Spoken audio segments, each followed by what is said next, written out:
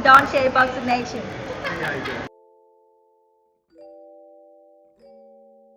All right, now check this out, guys. If you're looking to repair eczema scars, burns and bruises, dark spots and blemishes, then this right here is the perfect product for you guys. It's called Elo Diki Face and Body Oil. Athletes and top-ranking boxers, they're also using it after training to reduce swelling, inflammation, and to ease the pain. So get yours today. Go to elodiki.com, like them on Facebook, and follow them on Instagram.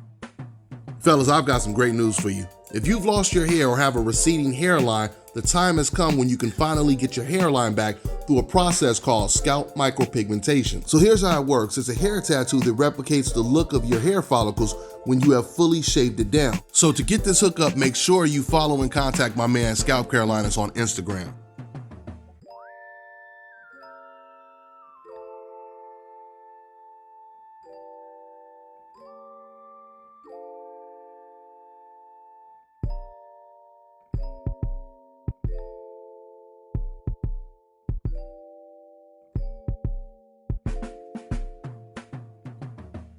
Dante's Boxing Nation, what's going on, guys?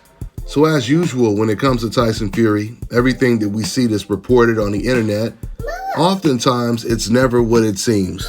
For example, a couple days ago, we were hearing talks that Anthony Joshua would be fighting Usyk for undisputed next, and Anthony Joshua was going to step aside. And then more recently, Tyson Fury, he goes on his Instagram and he starts to promote a fight between him and Dillian Whyte. He puts up a poster of the fight. Now, when it comes to the previous talks of step-aside money and everything like that, Eddie Hearn, he said that Tyson Fury ultimately turned down the Usyk fight, implying that there was a chance that AJ would have took some step-aside money, but Tyson Fury didn't want to go that route and fight Usyk first. Now that promoter Eddie Hearn has found out that Tyson Fury wants to go the Dillian Whyte route, he's more disappointed than anyone in the bunch. And keep in mind, guys, Eddie Hearn does not promote Tyson Fury. He promotes Dillian Whyte and Anthony Joshua. But for some strange reason, Eddie Hearn, he was favoring Usyk versus Tyson Fury instead of both of his fighters, Dillian Whyte and Anthony Joshua, getting the fight that they're supposed to get next, which is the Usyk versus Anthony Joshua rematch and Tyson Fury versus Dillian Whyte. Eddie Hearn is really disappointed about this. He really wanted to see two fighters fight that he did not promote. In fact, he called Tyson Fury a hypocrite. He said he's a man of many contradictions. I want to go ahead and play this clip of what Eddie Hearn just recently said about this situation. Check it out. There's two fights to make, and Dillian Whyte and Anthony Joshua, two of your fighters, right in the middle of that. Let's talk about the meeting Tuesday. What came out of that directionally? Just really, look, my advice is that there could be a plan, both from a developmental point of view for his new training environment, from a financial point of view, from a chance to fight the unquestioned best heavyweight on the planet. There might be a route that makes sense if everything was done in the right way. It's a very difficult conversation with Anthony because, as you've seen from Tyson Fury, the king of contradictions, 1 minute AJ's a coward for thinking about stepping aside, then he's an idiot for turning it down. 90 million, he yeah, says. but yeah, you can't win. But that's, that when you talk about those numbers, we're talking about an opportunity to have an interim bout and fight the winner of Usyk against Fury for probably 4 times more money than he'd get to fight Usyk. So there's a lot of sense to the model, if the model was the model we'd like it to be. Yeah. But all 4 fighters in this mix need to be on board. And the reality is that Tyson Fury does not want to fight Alexander Usyk next for the Undisputed Championship. He wants to have an interim bout. And that's what slowed things down, because we couldn't really understand why you just beat Deontay Wilder. This is the Undisputed fight.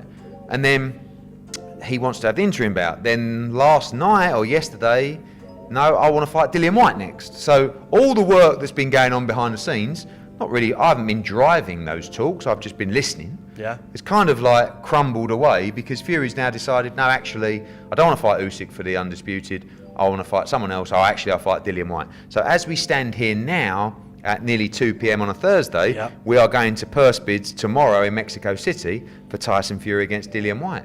Anything could change. in 5 minutes I receive a call, something else has changed. But that's what's happening at the moment. Okay, so you just heard right there, Eddie Hearn. He said not only was Tyson Fury not planning on fighting against Usyk next, but he wasn't planning on fighting his mandatory Dillian Whyte either. He wanted to fight for an interim belt. But I truly believe that he was forced to take this Dillian Whyte fight. Once again, this fight, it went through arbitration, it went through mediations, so it was a serious deal. If Tyson Fury wanted to keep the WBC belt, I believe he was truly forced to fight this guy. If he is fighting Dillian Whyte, then that should be great news for Eddie Hearn, because I know it's going to be great news for Dillian Whyte. I know Dillian Whyte doesn't want to step aside. That's the reason why they did the whole arbitration and everything, because he doesn't want to step aside. So that should be great news for Dillian Whyte and Eddie Hearn. Not to mention, it's an all-Britain affair. It's two Britain fighters going up against each other. The best versus the best in Britain. So it may be strange once again that Eddie Hearn is favoring a fight that doesn't include any of his fighters, but at the end of the day, we know what time it is. Like, it's, you know, if everything was how we want it, would we do it? Yes, quite possibly. Yeah. But we're in a position now where Fury has looked like he decided he doesn't want to go down that route of fighting Usyk. He'd rather fight an interim fight, or now Dillian Whyte, and we proceed with purse bids. All right, guys, you can watch that whole interview on TalkSport Boxing. I'll close out with saying this. Eddie Hearn was talking about he had a route, but I think that this is a great route to Undisputed as well. Tyson Fury, he's fighting against Dillian Whyte once again. It's an all-Britain affair. It's a civil war. The winner of that fight goes on to fight for Undisputed. I think that's a great route, and once again, financially, this move benefits Eddie Hearn and his fighters. You may have also heard in the clip that I played that Eddie Hearn was talking about how Tyson Fury would have made 4 times the amount, but why is he concerned about that? He doesn't promote Tyson Fury. So he's getting none of that money. So to say it makes no sense, you turn down all of this money not to take the Usyk fight, this is not Tyson Fury's promoter saying this. It would make more sense if Bob Arum or Frank Warren was saying this, right?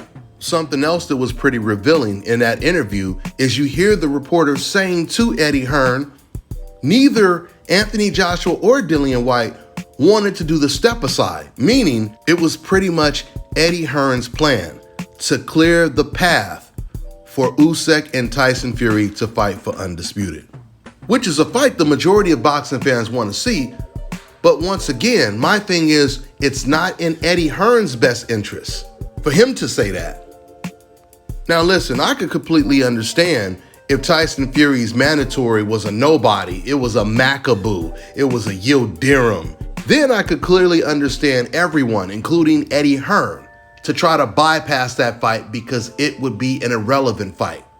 But because we're talking about 2 stars from the same country, Tyson Fury and Dillian Whyte, and we know the type of threat that Dillian Whyte possesses, it's one of the most significant fights in the heavyweight division. But the most significant fight would ultimately be for all 4 belts undisputed. So again, according to Tyson Fury, he made it clear that he's going to take the Dillian Whyte fight next. They're about to do a purse bid. We'll see. We'll see if we end up getting that fight. Anything could change at any minute. With that being said, I'm going to wrap this video up. That's all I got for now, guys. I'm on to the next one. Let me tell you guys about this company, NWA Cane Corsos.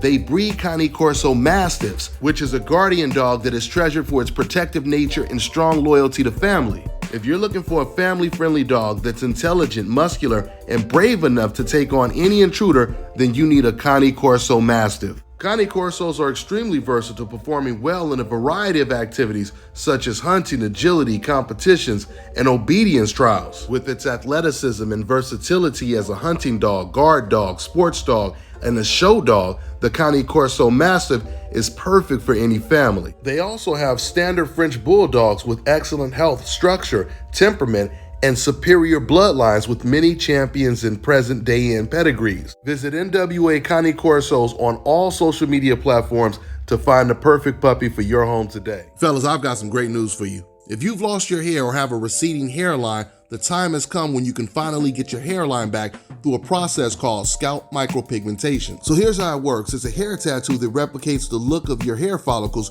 when you have fully shaved it down. So to get this hookup, make sure you follow and contact my man Scalp Carolinas on Instagram. Now check this out, guys. If you're looking to repair eczema scars, burns and bruises, dark spots and blemishes, then this right here is the perfect product for you guys. It's called Elo de Key Face and Body Oil. Athletes and top-ranking boxers, they're also using it after training to reduce swelling, inflammation, and to ease the pain. So get yours today. Go to elodekey.com, like them on Facebook, and follow them on Instagram.